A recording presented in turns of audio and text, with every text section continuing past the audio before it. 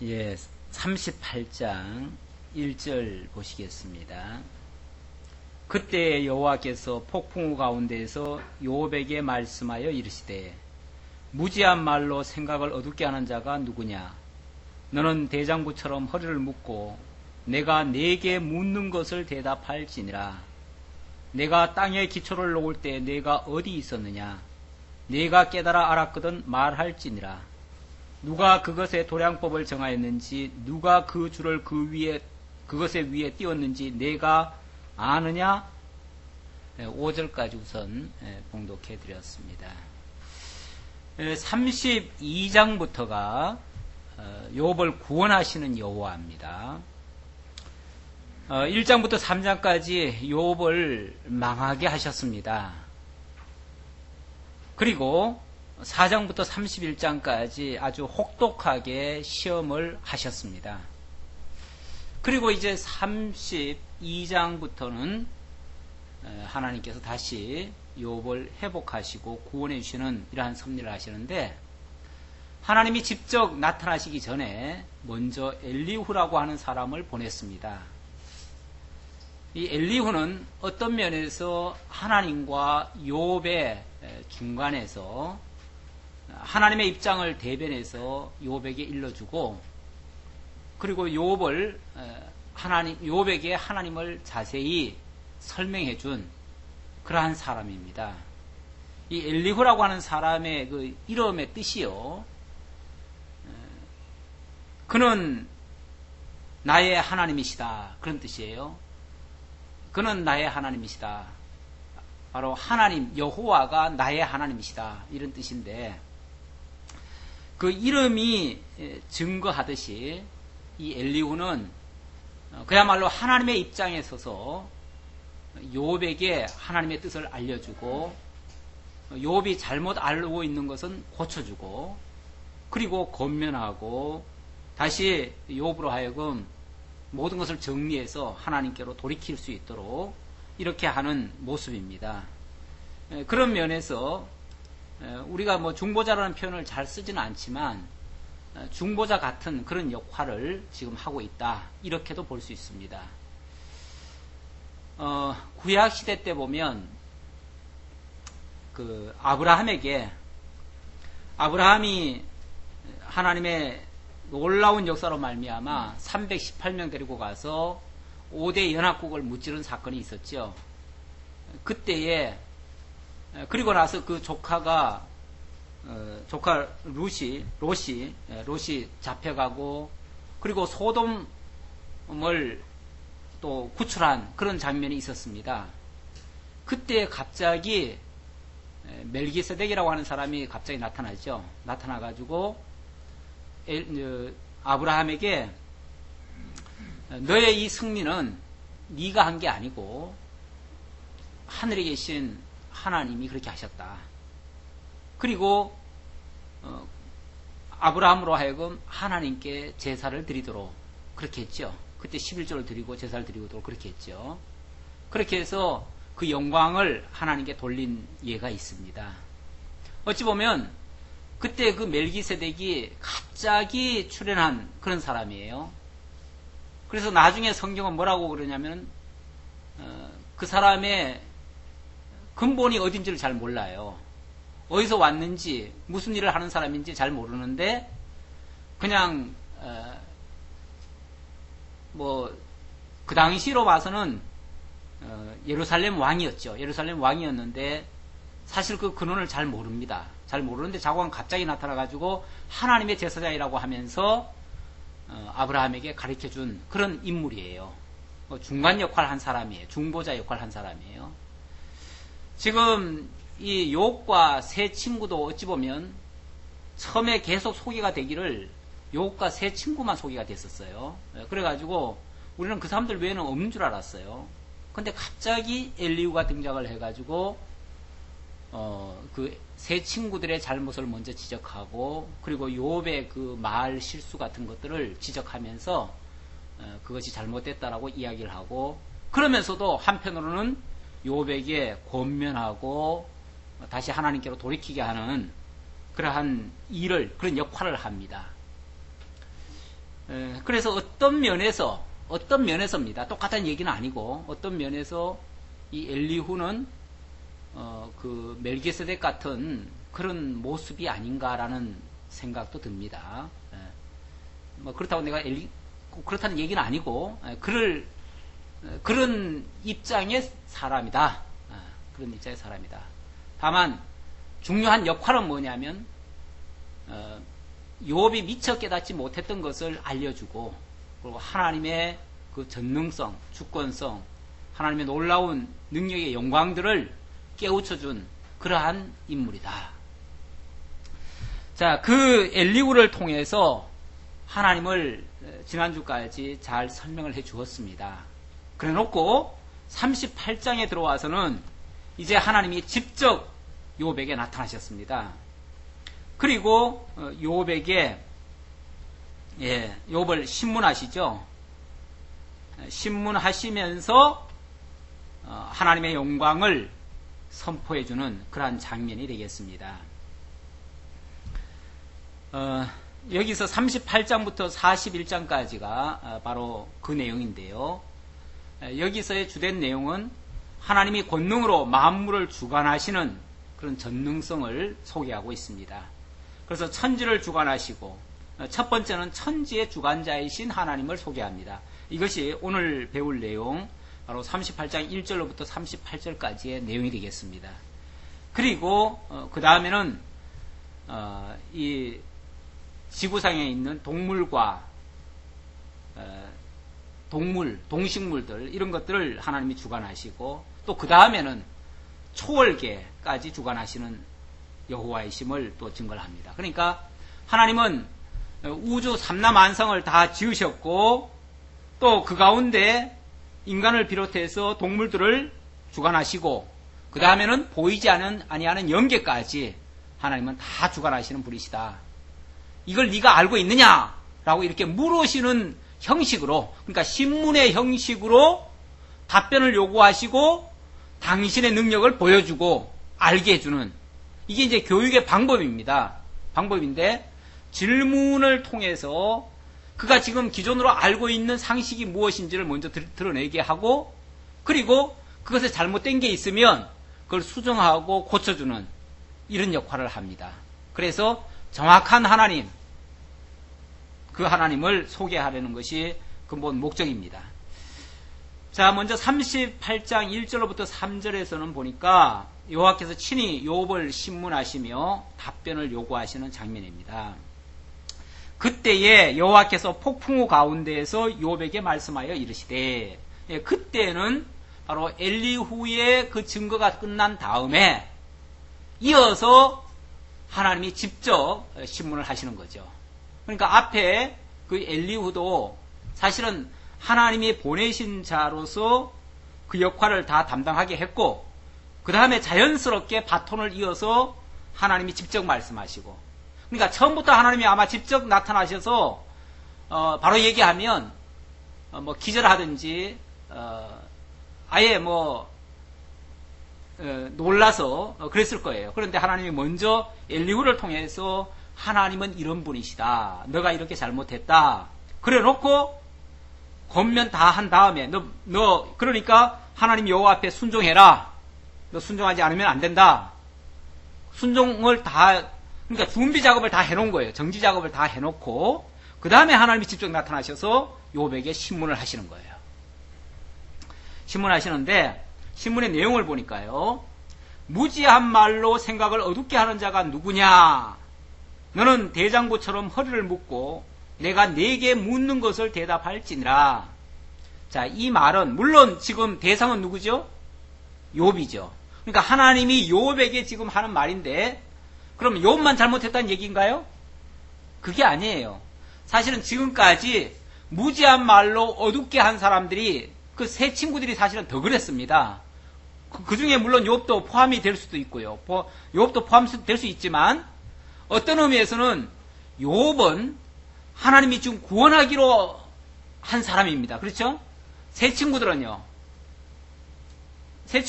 오히려 욥을 통해서 구원받아야 될 사람들이에요. 나중에 보면, 그래서 하나님이 너가 새 친구들을 위해서 기도해 주라 그러죠. 제사를 드려 주라 그러죠. 그러면은 내가 용서하겠다고 그렇게 얘기를 하죠. 그러니까 욥은 어떤 면에서 제사장 같은 역할입니다. 제사장 같은 역할. 그렇죠?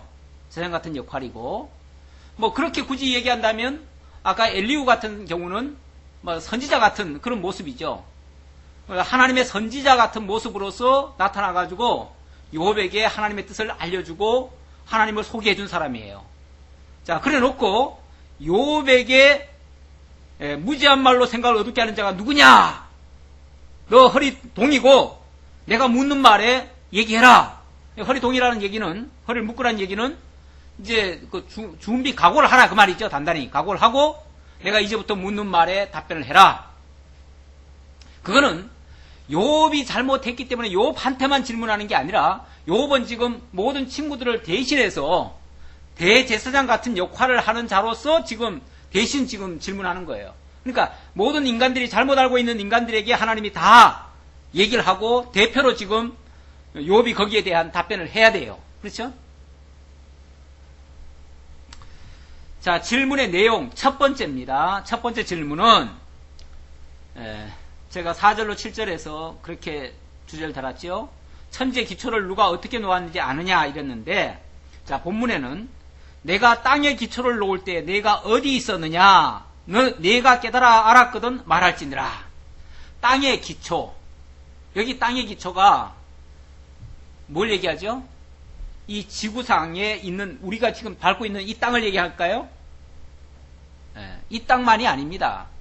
사실은 하나님이 천지를 지으셨잖아요. 천지. 거기 천도 이 하늘이 아니고 결국은 온 우주예요. 그렇죠? 그러니까 온 우주 삼라만상의 기초, 그게 어디서부터 출발을 했느냐? 그거 네가 아느냐? 네가 본 적이 있느냐? 네가 설명할 수 있느냐? 지금 이렇게 질문하는 거예요. 이 천지 만물의 기초가 어디서부터 시작했느냐?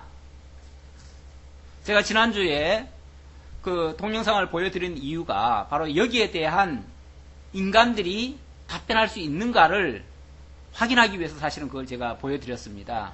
보신 분들은 다 기억하겠지만은 인간들은 거기에 대해서 뭐라고 얘기합니까? 천지 우주 만물이 어떻게 만들어졌다고 그래요? 예? 진한데 지금 과정을 어떻게 얘기해요? 예. 빅뱅. 그러니까 처음에 요만한 어떤 물체가 있었대요. 예. 그 물체는 뭔지 몰라요. 그런데 모든 것의 그 기초가 그 안에 다 담겨져 있다는 거죠. 근데 요만한, 그야말로 주머니도 들어갈 수 있는 요만한 작은 어떤 원형 같은 게 있었는데 이게 빅뱅에 의해서 이게 대폭발을 일어났대요. 그래서 이것이 수많은 가스로 바뀌어가지고 그것들이 돌아다니면서 서로 엉기고 뭐하고 해가지고 큰 별 덩어리들이 됐다는 거죠. 근데 그게 수천억 개가 됐다는 거죠. 근데 그 수천억 개가 처음부터 수천억 개가 아니고 처음에는 그냥 가스였어요. 가스였는데 가스들이 뭐 한 40억 년인가 이렇게 돌아다니다가 이리저리 이합집산이 돼가지고 결국은 한 지금 수천억 개의 별들이 됐다는 거죠.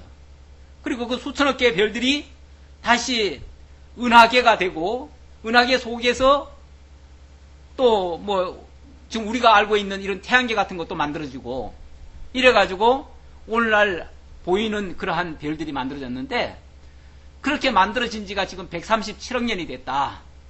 이제 과학자들이 역으로 추산을 해가지고 계산을 해보니까 그렇더라는 거죠. 그래서 역으로 쭉 거슬러 올라가 보니까 최초의 이 모든 천지의 기초는 요만한 어떤 구체였다. 그게 지금 하나님이 질문한 거에 대한 답변이라고 사람들이 내놨습니다. 어떻게 맞는 것 같아요? 예, 이건 뭐 도무지 추정도 어떻게 이렇게 추정을 할 수가 있는지 참 이해할 수가 없는, 또 아무리 우리가 이해하려고 그걸 또 과학이라는 이름으로 그걸 발표했잖아요. 과학자들이 지금 그 말을 한 것들 아닙니까? 그 가장 명석하고 사실에 근거해서 이야기한다고 하는 과학자들이 그런 논리를 만들어가지고 지금 학교에서도 가르치고 있고 그걸 아주 공공연하게 마치 학계의 정설인 것처럼 얘기를 하고 있어요. 그런데 그것도 거슬러 올라가고 거슬러 올라가고 거슬러 올라가 보면 뭔가는 처음에 있었다는 거죠. 최소한으로 잡아가지고 요만한 걸로 이제 잡은 거죠. 네. 이건 뭐 지난주에 우리가 봤을 때 도무지 말이 안 되는 얘기인데 오히려 성경은 너무나 간단하게 답을 해주고 있잖아요. 거기서 답을 해주고 있는데 하나님이 각기 종류대로 지으셨다. 얼마나 간단하고 정확하고 분명하고 의심할 수 없는 그런 건데 아니 종류대로 지었다는 것이 더 맞지 않아요? 변함없이 지금도 있는데 뭐가 자꾸 변해왔다고 지금까지 자꾸 얘기를 합니까? 그리고 생명도 없던 것이 무슨 가스 속에서 갑자기 뭐 대폭발에 의해서 생명력이 나타났다고. 근데 그 생명이 나타난 것이 어떻게 그 가스 속에서 어떻게 유지됐으며 어떻게 또 여기까지 왔다는 거예요. 도무지 사실은 말이 안 되는 얘기를 과학이라는 이름으로. 그것도 결국은 그리고 보면 결국은 과학도 미신이에요. 지금 현재 말하고 있는 그 과학은 실제 과학은 미신이 아닌데 지금 현재 그 진화론으로 얘기하고 있는 그 과학적 이론은 완전히 미신이에요. 미신도 그런 미신이 없어요. 네. 그래서 지난번에 그 전원책 같은 그 변호사 같은 경우는 이 과학교도 굉장히 정말 문제라고. 그걸 과학교라고 그래요, 그 사람은. 과학교도 그렇게 엉터리 같은 얘기가 어딨냐고 세상에. 그렇게 얘기를 하는데 상당히 동감이 갑니다. 그 사람은 뭐 예수 믿는 사람도 아닌데도 그렇게 얘기를 해요. 자, 네가 땅에 기초를 놓을 때 네가 어디 있었느냐? 내가 땅에 기초를 놓을 때 네가 어디 있었느냐? 이 말은 뭐부터 전제하죠? 하나님이 땅에 기초를 놓았다. 그걸 먼저 전제하고 있죠. 전제하고 있는데 네가 그걸 봤느냐? 알았느냐? 알고 봤으면 얘기해보라 이 말이죠. 그거는 왜냐하면 욥이 마치 뭘 좀 아는 것처럼 얘기를 했기 때문에 그렇게 하나님이 반문을 하시는 거죠. 누가 그것의 도량법을 정하였는지 누가 그 줄을 그것의 위에 띄웠는지 내가 아느냐. 그것의 도량법. 우주에 대한 지난번에 그림을 다 봤지만은 사실 이 지구는 아무것도 아니거든요. 우주에 비하면. 그렇죠? 예. 한 2천억 개의 별들이 모여가지고 하나의 은하가 만들어지는데 그런 은하가 지금 수천억 개가 있다는 거 아닙니까? 그렇죠? 그 수천억 개의 은하 중에서 한 은하에 지금 우리가 지금 속해 있는 것이고 그 은하 속에 한 2천억 개의 별이 있고 그 별 속에 태양계가 있고 태양계를 지금 둘러싸고 있는 위성 가운데서 지금 우리가 있는 거 아니에요. 그렇죠? 우리 지구라고 하는 게 있는 거 아니에요. 그러면은 그 우주에서 봤을 때는 지구는 사실 있으나 마나한 존재 아닙니까? 먼지 같은 존재 아닙니까? 우주에서 봤을 때 말이에요. 아니 우리 은하만 해도 2천억 개라는데 2천억 개 속에 지구라고 하는 것이 얼마만한 비중을 차지합니까? 그 비중이라는 거는 먼지의 한 톨만도 안 돼요. 그렇다니까요. 그렇게 보잘것없는 거예요. 그런데 기가 막히게 그 별들이 그러니까 은하가 있고 은하 안에 수많은 별들이 있는데 그 별들도 보면은 태양계 같은 그런 개들이 또 많아요. 쉽게 말하면 모여있는 별들이 또 있다고요. 그 모여있는 별들은 그 하나를 중심축에 놓고 중심을 또 위성을 도는 게 있어요. 도는 별들이 있어요. 그 도는 별들이 있고 그 도는 별들을 또 도는 별들이 또 있어요. 그렇죠? 지금 우리 지구를 돌고 있는 게 달 아닙니까? 지구는 또 별을 지구는 태양을 또 돌고 있고요. 그렇죠? 서로 이렇게 돌고 있는 것들이 있어요. 그런데 이것이요. 얼마나 정교한 그 간극을 유지하고 얼마나 정확한 속도로 또 빠른 속도로 돌고 있는지 몰라요. 누가 이 속도를 계측해가지고 그걸 그렇게 돌게 해놨어요? 어떻게 그렇게 질서 있게 그렇게 돌게 했냐고요? 또 그렇게 돌면서도 하나도 충돌 안 되냐고요? 물론 가끔씩 별들이 하나씩 떨어지기도 해요. 떨어지기도 하지만 그거는 그 수많은 수천억 개의 별들 중에서 정말 아주 작은 수에 불과하고요. 나머지들은 우리가 알고 있는 별들은 지금까지 그 큰 별들은요, 작은 별들이 떨어지는 거지 큰 별들은 그렇게 떨어지는 것도 없어요.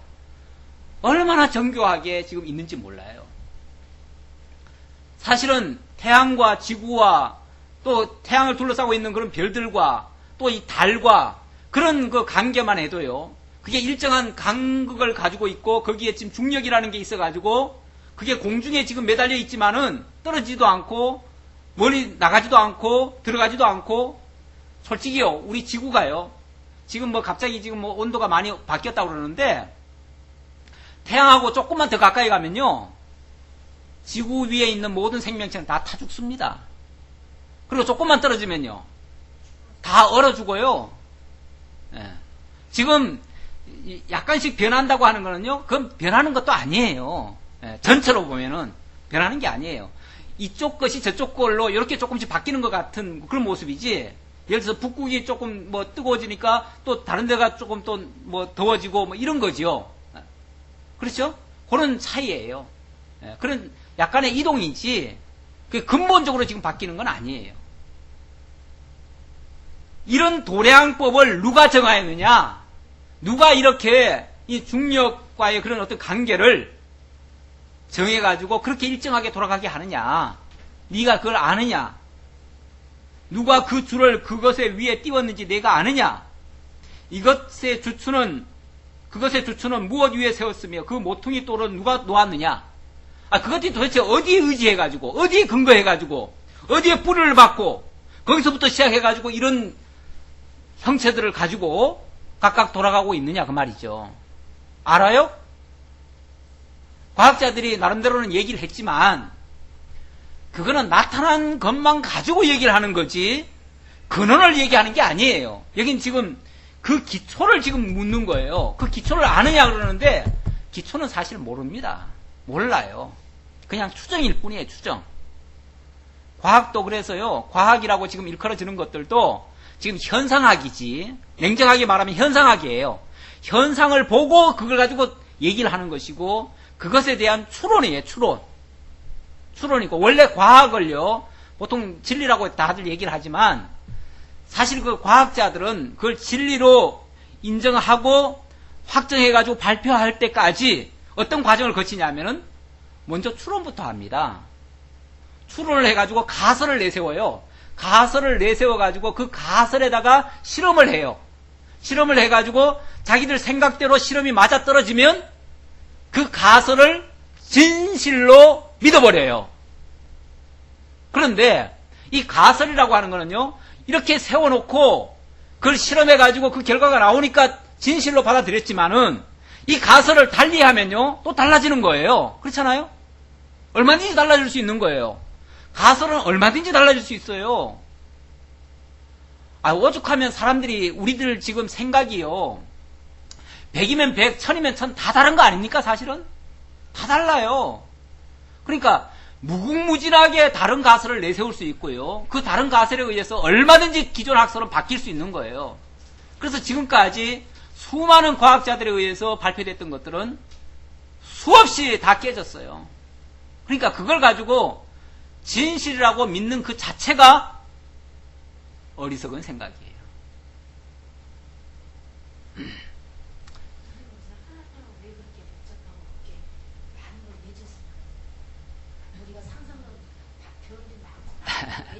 왜 지었어요?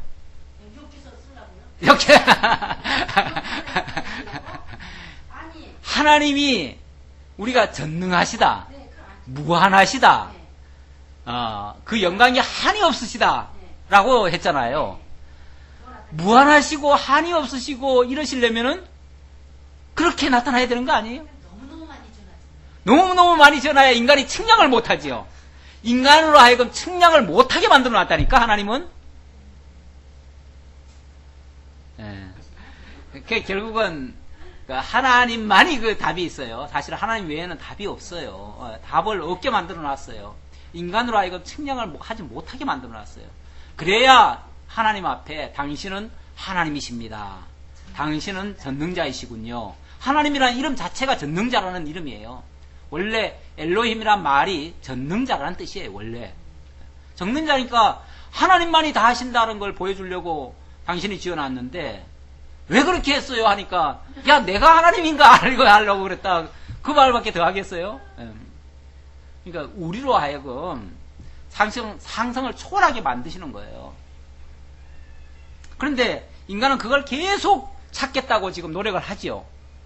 근데 어느 정도 찾았다고 했어요. 사실은 찾았다고 했는데 과학이 더 발달해가지고 뭔가를 뭐 망원경을 더 발달하고 허블 망원경도 뭐 개발된 지 얼마 안 됐잖아요. 1940년대인가 그때 개발돼가지고 그때 보니까 지금까지 못 보던 별들이 수천억 개가 더 있더라는 거 아닙니까? 그래가지고 이를 또 바꾼 거 아니에요. 근데 그 다음에 허블 망원경도 이건 일종의 이 광학 이 망원경이에요. 그런데 그 다음에 전자 망원경이 발명이 됐잖아요. 그래서 전자로 하니까 이거에 수백 배, 수천 배를 더 볼 수 있잖아요.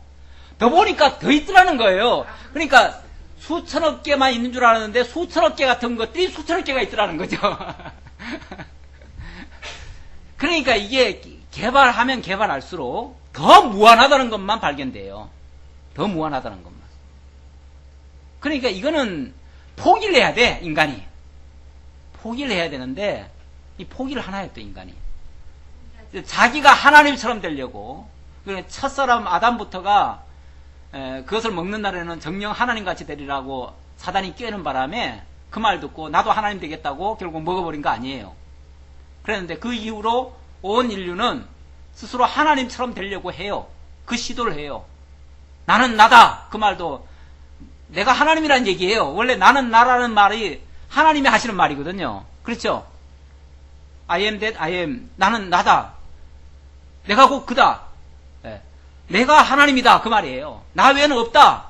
나 유일신이다. 이걸 얘기했는데 인간이 자기가 최고래 또. 인간이 또 최고래요.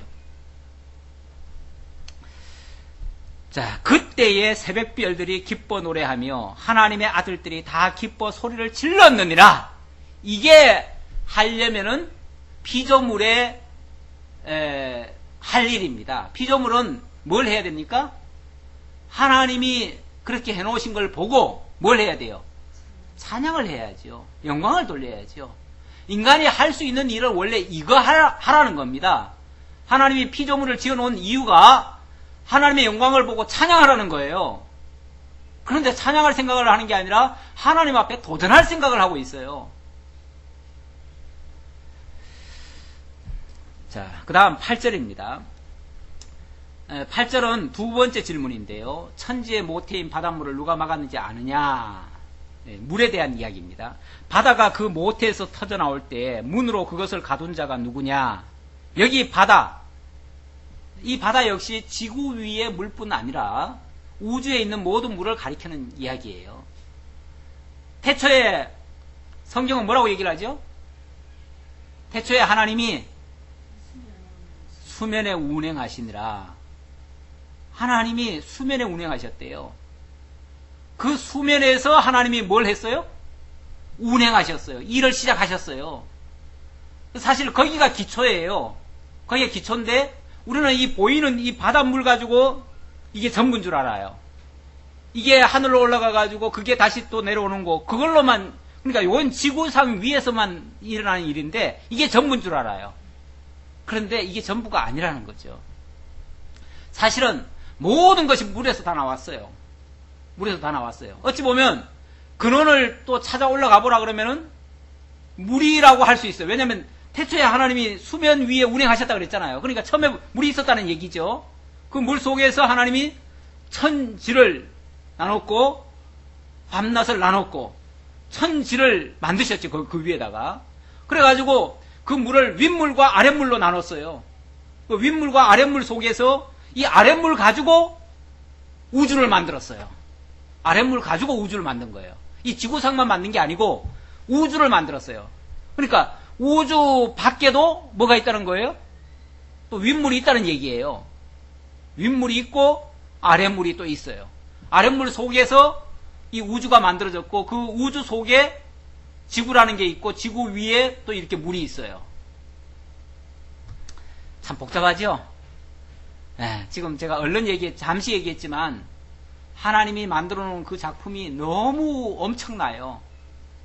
네. 그런데 이 물 역시 가만히 보면 얼마나 일정한 어떤 법칙을 가지고 어떤 경계를 가지고 뭐 우리 보이는 거 가지고만 얘기하더라도 이 바다가 지금 있지만 사실은 바다가 우리 지구상으로 보면 지구 바깥에 있는 거 아니에요? 그렇죠? 지구 바깥에 지금 물이 있잖아요.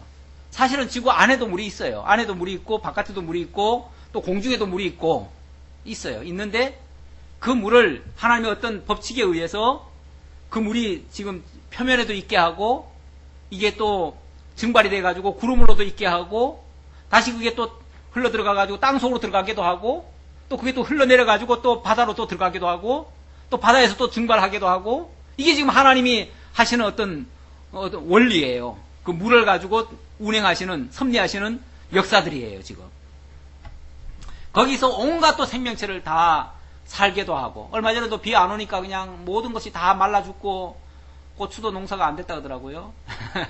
이렇게 이제 모든 동물들 식물들 다 그냥 물 없이는 다 죽게끔 그렇게 만들어 놨는데 이게 이제 하나님이 어떤 그런 질서의 원리를 만들어 놨어요.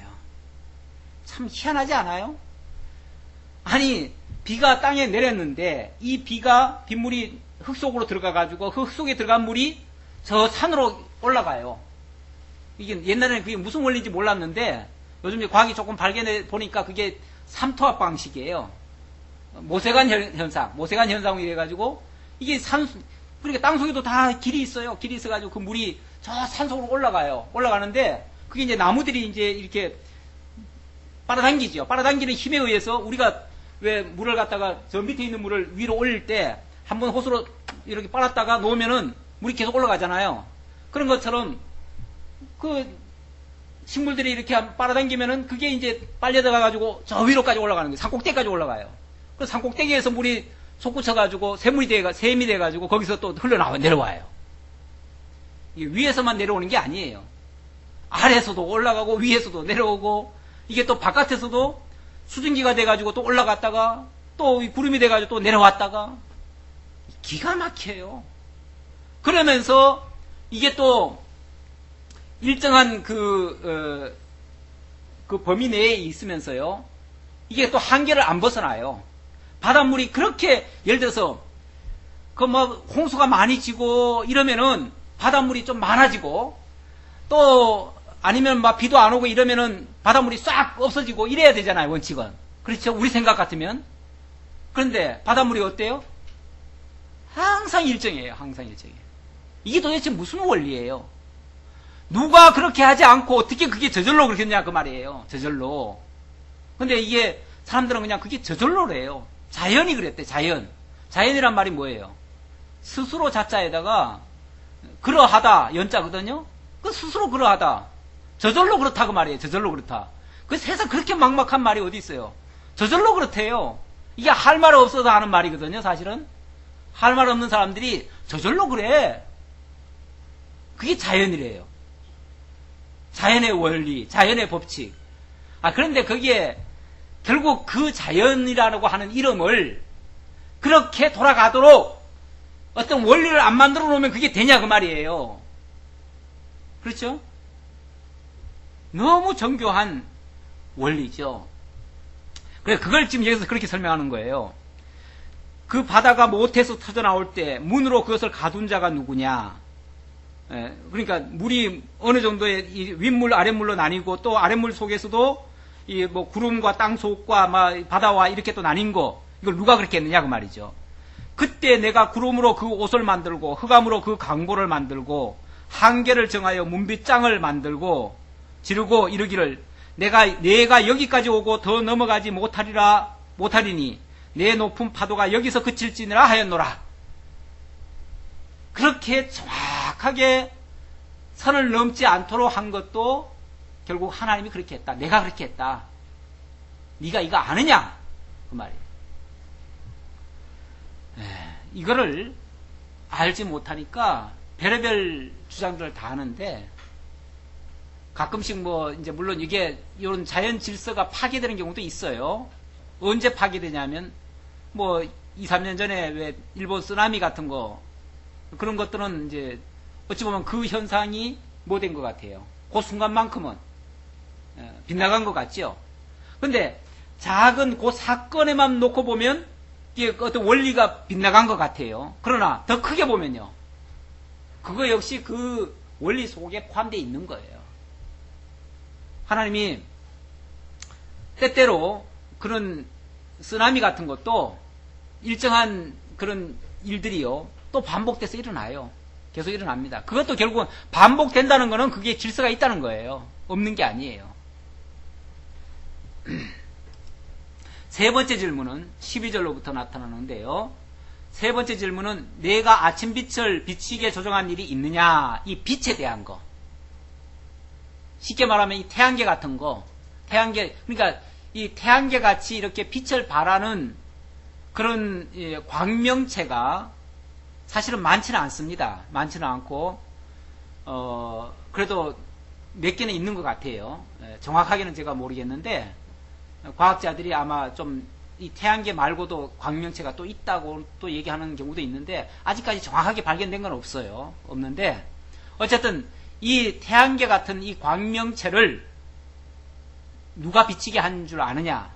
지금 사실은 뭐 수천억 개의 지금 별들이 반짝반짝반짝 거리고 있지만 그게 다 광명체가 아니거든요. 그렇죠? 그것들은 그냥 돌덩어리에, 쉽게 말하면 돌덩어리예요. 돌덩어리인데 그 돌덩어리에 태양계 같은 그 광명체의 그 빛이 비치니까 그게 반사돼 가지고 우리한테 지금 보이는 거거든요.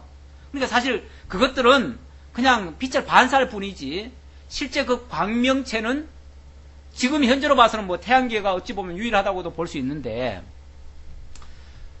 그 태양계만 해도 사실 너무 오묘하지 않아요?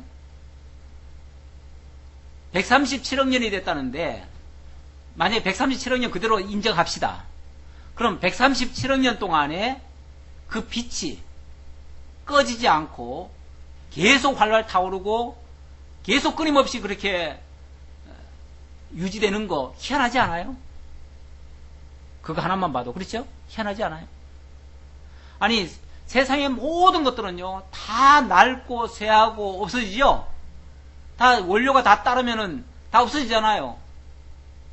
무한하게 그렇게 나오는 게 어디 있어요? 근데 지금 현재까지 자고 한 137억 년이라고 치면은 137억 년 동안 지금 계속 빛을 발하고 있는 것이 희한하지 않냐 그 말이죠. 이런 걸 누가 만들 수 있어요? 어떤 원리로 만들 수 있어요? 만약에 그거 원리 만든다면 지금 현재까지는 그 원리에 가장 근접한 게 뭐냐면 핵발전소입니다. 핵발전소가 지금 현재 그 플루토늄이라는 게 작은 양을 가지고요, 그것을 계속 반복적으로 거기서 스스로 핵 융합이 일어나요. 융합이 일어나가지고 그 폭발을 해가지고 거기서 에너지가 나옵니다. 근데 계속해서 그게 재분열을 하거든요. 확장을 하거든요. 현재는 그 원리를 좀 이용해가지고 사용을 하고 있지만, 그것도 무한합니까? 그것도 무한하지는 않아요. 그냥 가장 근사치로 만들기는 했지만 그것도 수명이 있어가지고요, 얼마간 쓰고 나면은 그것도 재처리를 해야 돼요. 뽑아내야 돼요. 그래서 못 써요. 못 쓰고 뽑아내가지고 그거 식을 때까지 어디다 보관을 해야 되는데, 또 완전히 식지도 않아요, 그게 또. 그래가지고 빨리 식기라도 해야 될 텐데 식지를 않아가지고 그 안에 넣어놔가지고 그거 식을 때까지 기다리면요, 또 몇백 년 지나가야 돼요. 그래서 사실은 이거 지금 발전소를 만들기는 하지만은 나중에 이 관리를 못하면요, 그 만들어 놓은 것 때문에 우리가 다 죽어요. 관리를 못하면. 왜 그러냐면 거기서 계속 그 핵 융합이 일어나고 있거든요. 그건 연료로 쓰지도 못하면서 폐처리된 것들이, 폐처리해야 될 것들이 이거를 관리를 못하니까 거기서 계속 폭발이 돼가지고, 그게 만약에 바깥으로 나오면, 지금은 이제 다 감싸고 있어요. 그 창고 같은 데다 다 넣어놓고 그러고 있는데, 이게 관리가 안 되면 나중에 어느 날 순간에, 지금 일본이 사실 그것 때문에 골치 아프잖아요.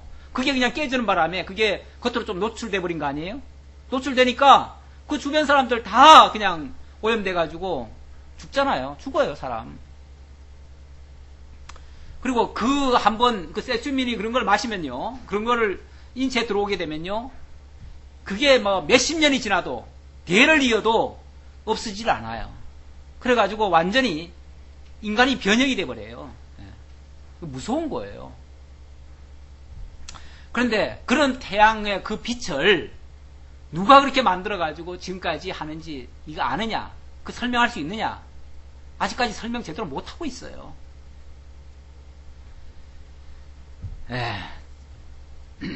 그 다음 13절, 그것으로 땅끝을 붙잡고 악한 자들을 그 땅에서 떨쳐버린 일이 있었느냐? 땅이 변하여 진흙에 인친 것 같이 되었고 그들은 옷같이 나타나되 악인에게는 그 빛이 차단되고 그들의 높이 든 팔이 꺾이느니라. 결국 이런 빛에 대한 것, 이런 것들을 누가 조정한지를 아느냐? 이렇게 이제 질문을 했고, 그 다음 16절로부터 네 번째 질문, 바다의 샘을 보고 땅의 넓이를 측량할 수 있느냐? 뭐 지금 과학이 많이 발달하다 보니까 뭐 바다 깊이가 제일 깊은 데는 뭐 히말라야 산보다도 더 깊은 데가 있다, 뭐 이렇게도 얘기하는 사람도 있고 그러긴 하는데, 사실은 정확히 가본 건 아니죠. 가본 건 아니고 어떤 기계를 동원해 가지고 거기다가 뭐 무슨 팔을 쏴 가지고 그게 돌아오는 그 반사되는 그 시간을 계산해 가지고 깊이가 얼마 된다, 이제 거리가 있으니까 그 내려갔다가 도달하는 그 시간을 측량해 가지고 그런 식으로 이제 따지는데, 사실은 정확히는 모르죠. 정확히는 모릅니다. 다만 지금 현재 측량한 그 기계 가지고 그렇게 표시할 뿐이죠. 그런데 솔직히 그것도 그래요. 이 물속으로 들어가면 들어갈수록, 아니면 또 내려가면 내려갈수록 압력이 달라지고요, 그 위치에 따라서 그 반응 속도도 또 달라져요. 달라지기 때문에 그게 정확한지 아닌지조차도 사실은 잘 몰라요. 다만 그럴 것이다 라고 추정을 하고 그냥 믿고 그냥 하는 거죠. 어차피 그거 가지고 뭐 우리가 따질 일이 아니니까 그냥 그렇게 하는데, 지금 여기 하나님께서는 그렇게 지금 묻습니다. 네가 바다의 샘에 들어갔었느냐? 사실은 바다의 샘이라면은 꼭 그 바다의 그 깊은 속만 얘기하는 게 아니라 물의 근원을 얘기하겠죠. 물의 근원. 물의 근원이 네가 어딘지 아느냐? 참 이 근원, 물이 도대체 어디서 와가지고, 이 물도 지금 현재 과학자들이 발견한 걸로는 그 수천억 개의 별 속에서도 물이 지금 아직까지 발견이 안 됐죠. 물에 어떤 흔적은 있었다라고 얘기를 해요. 어느 별에, 예를 들어서 화성에 탐사선을 보냈는데 거기서 물에 어떤 흔적이 있었다. 지금은 뭐 물이 있다는 게 아니고 과거에 뭐 수백억 년 전에, 수십억 년 전에 어떤 물이 흘렀던 흔적이 있다. 그 정도로는 얘기를 해요.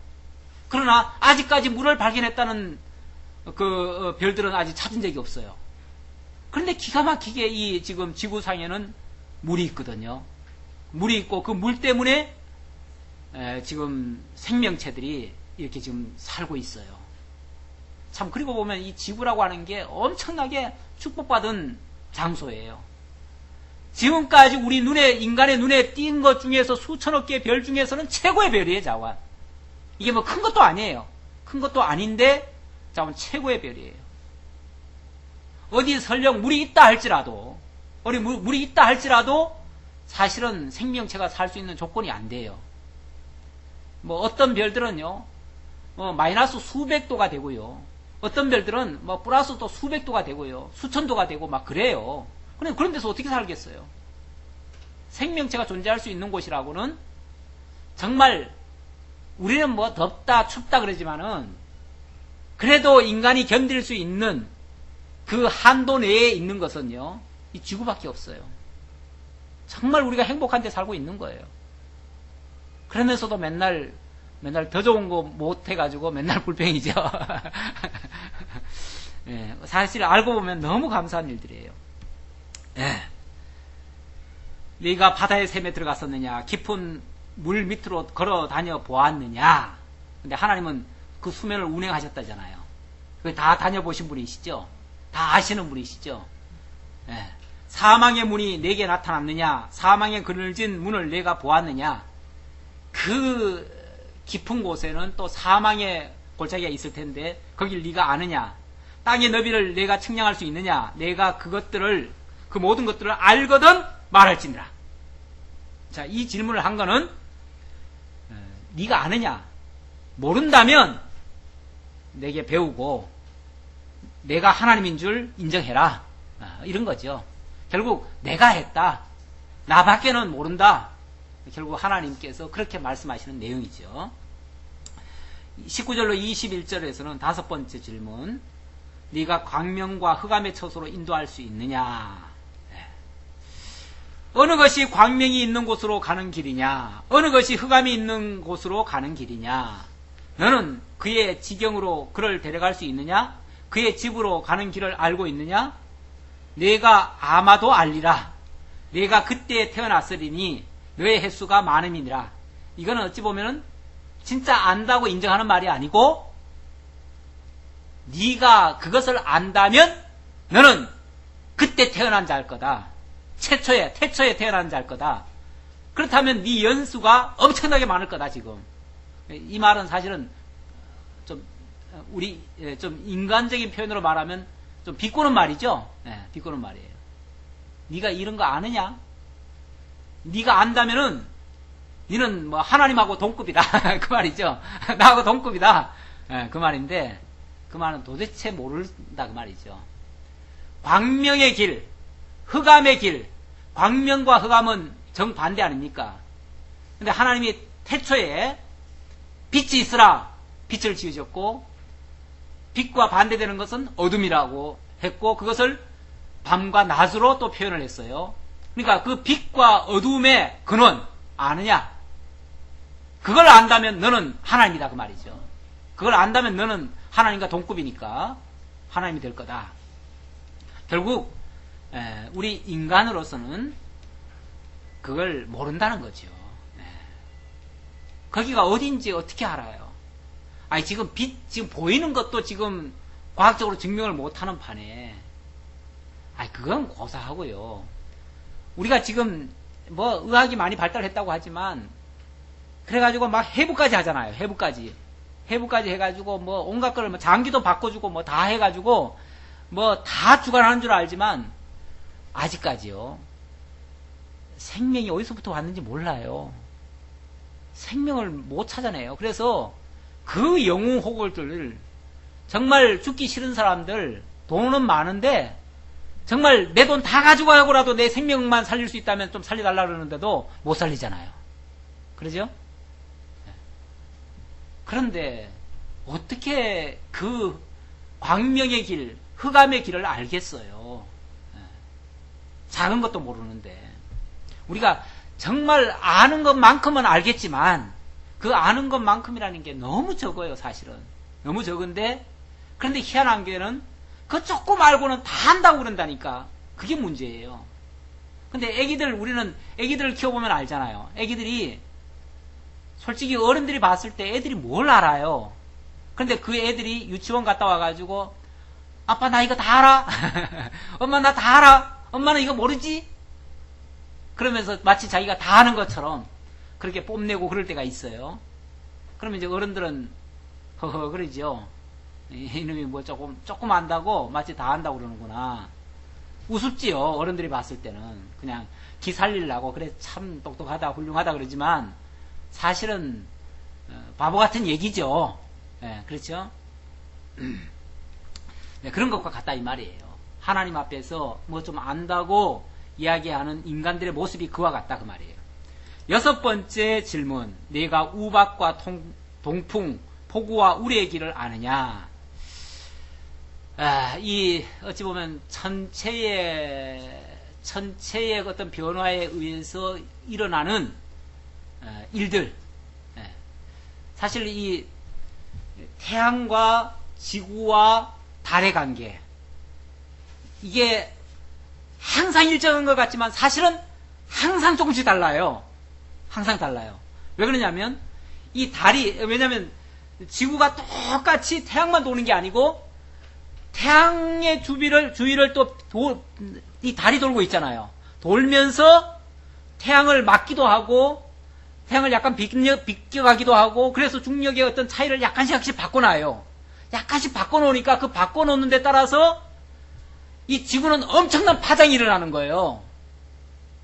뭐 위치가 바뀌는 건 아닌데 그것 때문에 바닷물이 들어가기도 하고 나오기도 하고, 그 바다의 그 조석 간만의 차가 그거 아닙니까? 그래서 이게 달의 움직임에 따라서 바닷물이 왔다 갔다 하거든요. 왔다 갔다 해요. 그러면서 또 이 공기도 바뀌고요. 이 바닷물에 의해서 태풍이 다 어디서 일어납니까? 그 바다에 의해서 일어나죠.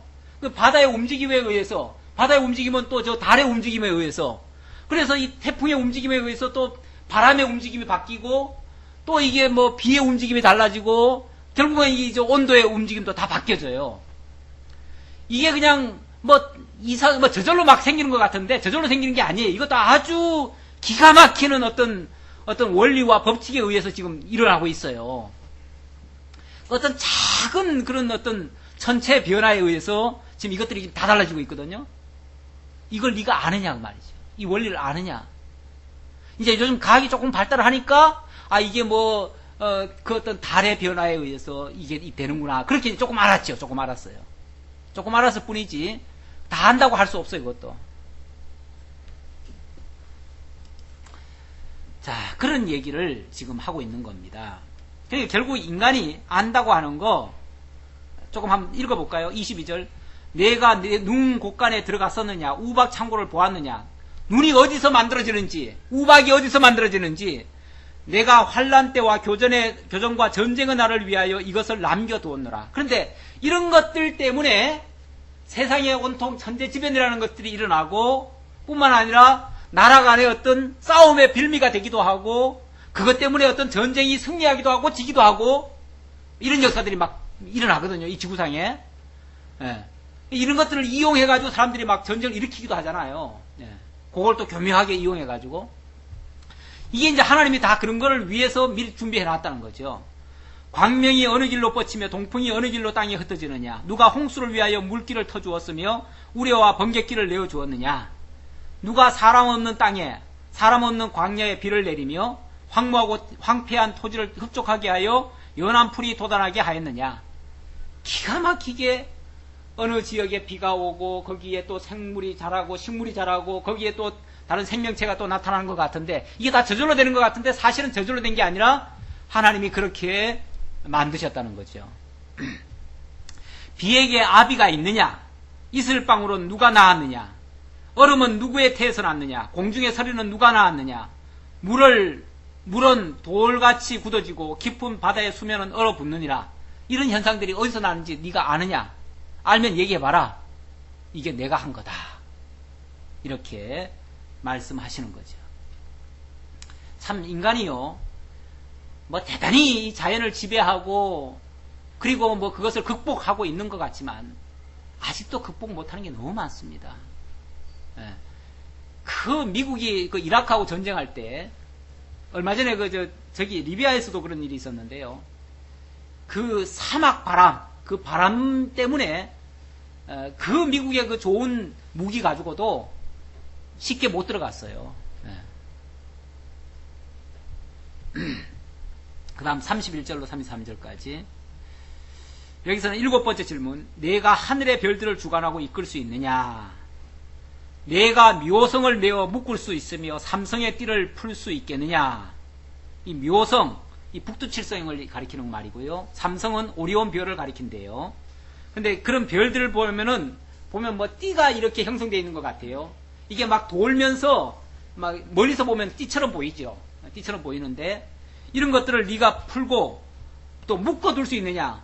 별들이 지금 어찌 보면은 예를 들어서 북두칠성이면 이 칠자로 이렇게 돼 있죠? 돼 있는데 국자처럼 돼 있잖아요. 국자처럼 이렇게 돼 있나요? 돼 있는데 어떻게 이렇게 묶어놨냐는 거죠. 누가 이렇게 묶어놨냐는 거죠. 이렇게 마치 띠처럼 이렇게 묶어놨냐는 거죠.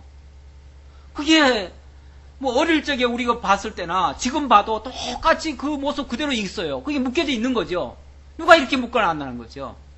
그리고 언제나 왜 그 위치에 그가 있냐는 거죠. 물론 이 지구가 돌다 보니까 그 위치가 우리가 보기에는 좀 달라지는 것 같지만 사실은 거기 있는 거예요. 있는 건데 어떻게 거기에 묶여져 있느냐 그 말이에요. 어떻게 공중에 매달려 있어요? 그게 옛날에는 그게 이해가 안 됐어요. 이해가 안 됐는데 지금 보니까 중력이라는 게 있어가지고 중력이 그 별과 별 사이도 다 어떤 일정한 그 힘의 그 안배가 돼 있잖아요. 힘을 서로 끌어당기고 밀고 하는 그런 힘이 있어가지고 그것에 의해서 지금 딱 붙들려 있는 거예요, 사실은. 붙들려 있고 묶여 있는 그런 모습이에요. 기가 막혀요. 일부러 그렇게 도저히 만들 수가 없어요. 만들 수가 없어요. 아니, 몇 개면은 만들 수 있을지 모르지, 몇 개면. 근데 수천억 개가 어떻게 그렇게 돼 있냐고요, 수천억 개가. 근본 기초가 어디길래 도대체, 어디에 기초에서, 어딘가는 붙어 있어야 될 거 아니에요? 어디는 시작이 있어야 될 거 아니에요? 너는 별자리들을 각각 제때에 이끌어낼 수 있으며 북두성을 다른 별들에게로 이끌어 갈 수 있겠느냐? 네가 그런 식으로 이끌고 다니면서 이리저리 돌게 하고 그래가지고 원상복귀 다시 시키고 이렇게 할 수 있겠느냐 그 말이죠. 누가 그걸 답을 해줄 수 있어요? 내가 하늘의 궤도를 아느냐? 하늘로 하여금 그 법칙을 땅에 베풀게 하겠느냐? 이게 정말 참 기가 막힌 게 그 하늘의 여기 지금 하늘의 궤도 그랬는데 궤도라는 게 뭐죠? 일정하게 도는 걸 궤도라고 그러죠. 사실 성경이 다 이 전체가 이렇게 돌고 있다는 걸 다 얘기하고 있어요.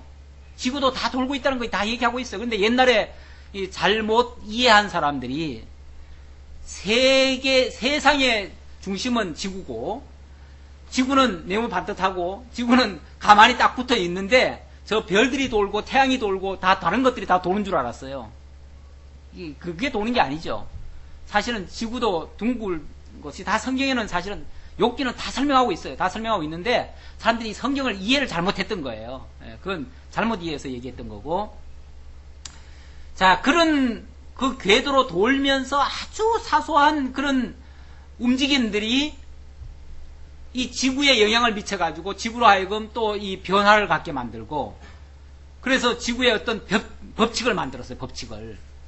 이게 이제 하나님이 만들어 놓은 그 법칙들이에요. 8번째 질문 34절로 38절 8번째 질문 너의 목소리와 지혜로 천지를 주관할 수 있느냐. 자 이렇게 다 천지 삼라 만상을 다 지어놨습니다. 지어놨는데 지어놓으면 끝입니까? 지어놓은 것을 기가 막히게 그걸 운행을 해야 되잖아요. 그렇죠? 운행을 해야죠. 진짜 중요한 거는 지어놓는 게 중요한 게 아니고요.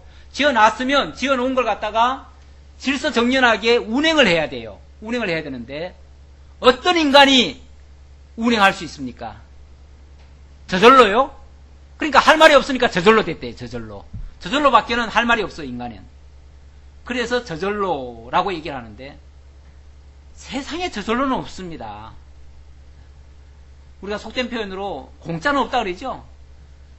그 어느 것도 저절로 되는 건 없어요. 다 어떤 손길이 있는 겁니다. 다 손길이 있는 거예요. 그런데 하나님이 그렇게 묻습니다. 네가 목소리를 구름에까지 높여 넘치는 물을 내게 덮이게 하겠느냐? 네가 번개를 보내어 가게 하되 번개가 내게 우리가 여기 있나이다 하게 하겠느냐? 만약에 이거 할 수 있으면 뭐 할 수 있죠? 이거 할 수 있으면 오늘날도 지금 덥잖아요. 더운 날 뭐 하면 돼요? 구름 오게 해가지고 시원하게 만들면 되죠. 간단하잖아요. 그것만 할 수 있으면. 가장 좋은 조건 얼마든지 만들 수 있죠. 왜 덥다고 그래요? 덥다고 할 거 없이 그냥 하면 되죠. 하면 되는데 우리는 어찌 보면은 그거 방어하느라고 지금 이 에어컨 틀고 뭐 하는 것들이 우리가 못하니까 그거 방어 차원에서 지금 조금 하는 것 뿐이에요. 이거 한다고 우리가 그걸 다 극복했다고 말할 수 없어요. 극복한 게 아니에요. 그냥 조금 방어하는 차원 정도밖에 안 돼요. 그걸 우리가 했다고 말할 수가 없어요. 네가 번개를 보내어 가게 하되 번개가 내게 우리가 여기 있나이다 하게 하겠느냐. 번개 마음대로 조정할 수 있느냐 그 말이죠. 내가 가슴 속의 지혜는 누가 준 것이냐. 수탉에게 슬기를 준 자가 누구냐. 누가 지혜로 구름의 수를 세게 하겠느냐. 누가 하늘의 물주머니를 기울이겠느냐. 참 저 하늘의 저 구름도 구름만 있다고 되는 게 아니잖아요. 그 구름이 어느 순간에 터져줘야 그게 비가 되고 뭐가 되잖아요. 뭐 요즘은 그래서 인공비도 조금 만든다고도 해요. 그럼 뭘 뿌려가지고 뿌리면은 어떤 뭐 수은인가 뭔가를 뿌려요. 공중에다 뿌리면은 그게 이게 또 어떤 모으는 힘이 있어가지고 주변의 수분들을 다 끌어모은대. 모으면 그게 구름이 되고 구름을 터뜨리면은 이제 비가 돼가지고 인공비가 좀 쏟아진다고 그래요. 그러나 그거는 어디까지나 국소적이죠. 부분적이고 그걸로 다 해결됐다고 말할 수가 없어요. 지난번에 한번 강원도 갔을 때 그때 화재가 나가지고 엄청나게 애를 먹었어요. 그래가지고 거기에 우리 그 노예 안에 이제 그 집사님 한 분이 거기에 민속 무슨 뭐 원장인가 그래요. 원장이라서 그래서 가가지고 기우제도 지내고 그랬대요. 근데 자기는 안 해야 되는데 기독교인 입장에서 그런데 이제 이게 국가적인 일이잖아요. 국가도요 이거 힘들면 막 비 안 오고 뭐 하면요 기우제 지내요. 그때도 아니 화재인가 그때 기근인가 뭔가 자고 그래가지고 그때 화재였을 거예요. 화재 나가지고 그거를 막 좀 비가 왔으면 이게 빨리 제거가 되겠는데 비도 하도 동안 가무니까 도대체 안 돼요. 그래서 막 너무 힘들어하고 나중엔 그렇게 했는데 비가 한번 왔대요. 비가 오니까 그 모든 것이 다 필요가 없게 됐죠. 그렇죠? 그러니까 비 한 방이면 다 끝날 걸 갖다가 인간들이 아무리 힘을 써도 안 되는 거예요. 그러니까 이제 그때 말한 거는 이제 인간들의 아무리 큰 노력도 이제 다 소용없고 하나님의 역사라야 이게 다 된다. 이제 그런 차원에서 얘기한 거죠. 자, 이런 것들을 네가 할 수 있느냐? 누가 지혜로 구름의 수를 세겠느냐? 누가 하늘의 물주머니를 기울이겠느냐? 그거 감당할 만한 그런 지혜를 가진 자가 있느냐 그 말이죠. 티끌이 덩어리를 이루며 흙덩이가 서로 붙게 하겠느냐? 네. 이 참 오랜 세월에 걸쳐서 되겠지만 이 바위도요 흙이 압착이 돼가지고 또 바위가 만들어지기도 해요. 네. 만들어지기도 하고 또 그게 또 부서져가지고 또 모래가 되기도 하고 이게 이제 오래 그 태적층 같은 거 이런 것들에 의해서 이런 것들이 잘 보여주는 데가 저기 미국에 가면 그 무슨 그랜드 캐년에 가면 그게 나오죠. 네. 오랜 세월 동안 그 사람들은 이제 일반 과학자들은 그게 오랜 세월 동안에 걸쳐서 그렇게 됐다고 그러는데 이 창조과학에서는 오랜 세월이 아니라 하나님의 그 대홍수에 의해서 한순간에 이루어졌다. 그 대홍수에 의해서 되어졌다고 하는 증거가 있습니다. 왜냐하면 오랜 세월에 걸쳐서 되어졌으면 이게 차츰 되어져야 되는데 그게 아니고 거기는 완전히 떡시루처럼 되어 있습니다. 한 번은 예를 들어서 황토라면 한 번은 바닷물에 의해서 또 한 번은 또 뭐 살에 의해서 식물에 의해서 이게 그냥 층이 딱딱 마치 떡판처럼 나뉘어져 있어요. 이건 동시에 일어나야 그게 가능하지 서서히 돼가지고 그렇게 될 수가 없다는 거죠. 그렇죠? 서서히 돼가지고 떡판이 됩니까? 서서히 되면은 이렇게 비스듬하게 되겠죠. 비스듬하게 되는데 거기는 완전히 이렇게 층이 떡판 층처럼 돼 있어요. 그런 식으로 만드는 거는 이게 하나님의 솜씨였다 그 말이죠. 그러니까 자 이렇게 만들어진 이 우주 이 질서가 너의 지혜로 너의 어떤 조정에 의해서 이게 되느냐 그 말이죠. 인간의 어떤 조정에 의해서 되느냐? 한마디로 아니올시다죠. 인간은 할 수 없습니다. 오직 하나님만이 하십니다. 기도하겠습니다.